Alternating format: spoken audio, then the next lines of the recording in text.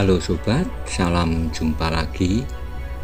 Melanjutkan kisah Nogososro dan Sapu Inten. Dalam kesempatan ini mengambil episode Kemelut di Sarang Simorudro.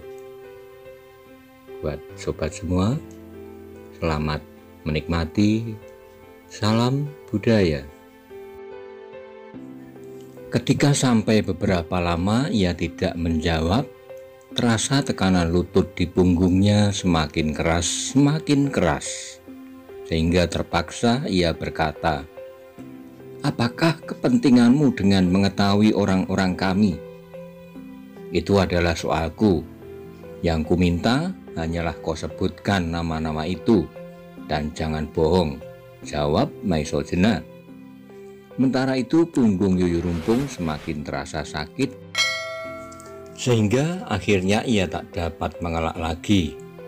"Gemak Paron adalah orang kedua dalam gerombolan kami, sedang aku adalah orang ketiga," jawabnya. "Siapakah orang pertama?" tanya Maiso Jenar lagi. "Orang pertama adalah Kakang Sri Gunting." "Mengapa bukan Sri Gunting itu yang pergi untuk mencuri pusaka-pusaka itu?" "Kakang Sri Gunting sedang tidak ada di rumah." "Kemana dia?" "Ke Nusa Kambangan." "Ke tempat Joko Soko?" Mendengar pertanyaan Maiso Jenar itu, Yuyurumpung menjadi bertambah heran. Rupanya orang ini sudah agak banyak mengenal tokoh-tokoh hitam. Karena itu ia harus lebih berhati-hati, sebab mungkin malahan seluruhnya sudah diketahui, sehingga pertanyaan-pertanyaannya hanya merupakan sebuah pancingan saja. Maka jawabnya, "Ya, Kakang Sri Gunting pergi ke tempat Joko Soko." Maiso Jenar mengangguk-angguk. Taulah ia bahwa kekuatan gerombolan hitam itu benar-benar seimbang, sehingga pertemuan akhir tahun di Rawapening benar-benar akan menarik. Ketika Maiso Jenar tidak memerlukan hal lain lagi, segera Yuyurumpung dilepaskan. Tetapi ia tidak membiarkannya pergi berkuda. "Yuyurumpung, kau boleh pergi, tetapi aku ingin meminjam kudamu. Sedang kau dapat mencari kuda Gemak Paron untuk kau pakai. Aku temukan tadi mayatnya di luar hutan. Kalau engkau akan mencarinya, pergilah membelok ke selatan. Di mulut lorong ini," kata Maiso Jenar. Maiso Jenar sengaja membiarkan Yuyurumpung berjalan kaki dan menunjukkan arah yang salah atas mayat Gemak Paron, supaya orang ini tidak segera sampai di Rawapening. Ia mengharap untuk dapat mendahului kakak beradik Uling itu. Yuyurumpung yang tidak tahu maksud Maiso Jenar menjadi keheranan. Tetapi bagaimanapun juga ia merasakan keperkasaan orang itu. Maka ketika ia mendapat kesempatan untuk pergi, segera ia pun meloncat dan melangkah cepat sekali menjauhi Maiso Jenar. Meskipun ia menggerutu tak habis karena kudanya dirampas. Maiso Jenar merasa mendapat keuntungan dengan pertemuannya dengan Yuyurumpung. Ia sudah mendapat gambaran sedikit tentang kekuatan gerombolan Uling Rawapening. Sedangkan keuntungan yang lain, ia telah dapat menghambat jalan orang itu, sehingga kemungkinan untuk dapat mendahului sampai ke Gunung Tidar semakin besar. Sedangkan kuda yang dirampasnya sama sekali tak diperlukannya lagi, sebab dengan berkuda ia tidak lagi bebas untuk dapat menyusup gerumbulan apabila ia berjumpa dengan orang yang perlu dihindari. Juga jarak yang ditempuhnya sudah tidak begitu jauh lagi. Kalau misalnya ia dapat mencapai gunung itu sebelum sore, ia masih juga harus menunggu sampai matahari terbenam. Maka akhirnya dilepaskannya kuda Yuyurumpung itu, dan Maiso Jenar melanjutkan perjalanannya dengan berjalan kaki. Sementara itu cahaya merah telah membayang di langit, mewarnai mega yang bertebaran. Dan di dalam hutan, sinar matahari yang sudah sangat lemah itu tidak kuasa lagi untuk melawan gelapnya yang perlahan tapi pasti akan turun menyeluruh sampai ke segenap lekuknya. Malam itu seperti biasa dalam perjalanannya di hutan, Maiso Jenar memilih tempat tidurnya di atas cabang pohon untuk menghindari serangan binatang buas. Meskipun hutan itu tidak segarang hutan Mentawai, tetapi di dalamnya hidup pula jenis harimau yang cukup berbahaya, yaitu harimau loreng. Malam itu tak ada sesuatu hal yang terjadi kecuali tubuh Maiso Jenar menjadi gatal digigit nyamuk yang banyak bukan main. Ketika langit di sebelah timur mulai meremang, Maiso Jenar segera turun dari tempat istirahatnya, dan setelah sekali dua kali ia menggeliat, maka ia segera memulai kembali perjalanannya ke Gunung Tidar sambil mencari sumber air untuk mencuci mukanya. Jalan yang ditunjukkan oleh Ki Ageng Surodipoyono itu ternyata jauh lebih dekat daripada apabila ia menempuh jalan yang direncanakan semula. Jalan ini langsung memotong arah ketujuannya.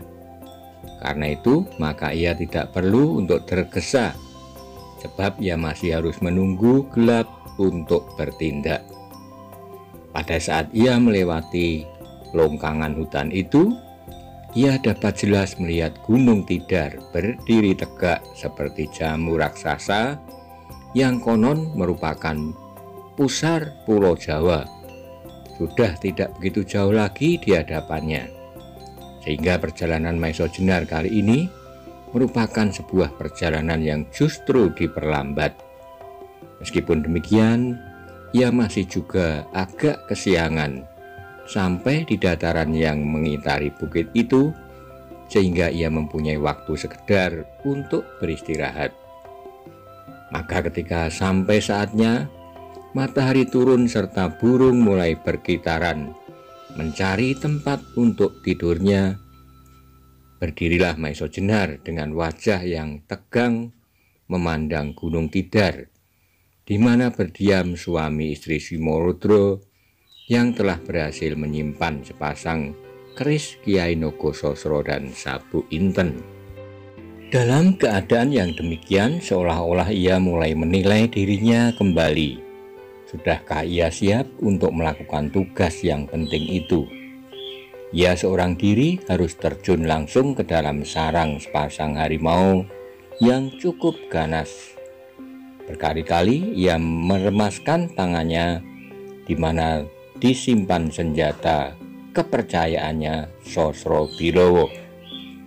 Sementara kemudian ketika benar-benar matahari telah melenyapkan diri di balik Gunung Tidar itu, mulailah Maiso Jenar melaksanakan tugas untuk membebaskan kedua pusaka itu berdasarkan petunjuk dari Kiai Ageng Surodipoyono.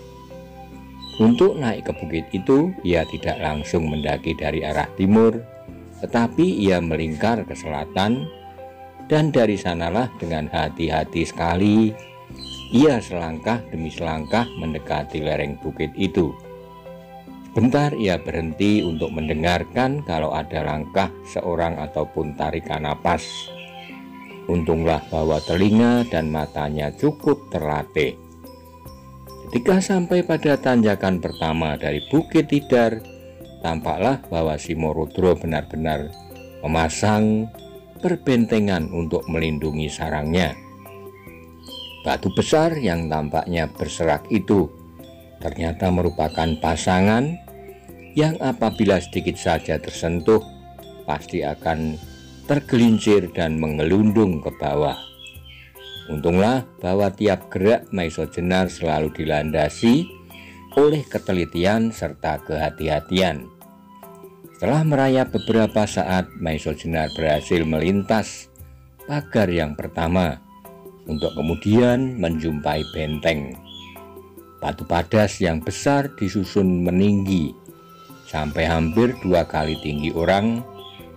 Dengan hati-hati Maesho Jenar mendekati benteng itu. Kemudian dengan tangannya ia meraba-raba, seolah ingin mengetahui sampai di mana kira-kira kekuatan padas itu. Mungkin dengan kekuatan tangannya ia bisa, meskipun tidak sekaligus, tetapi setidaknya sedikit demi sedikit menghancurkan padas yang tidak sekeras batu.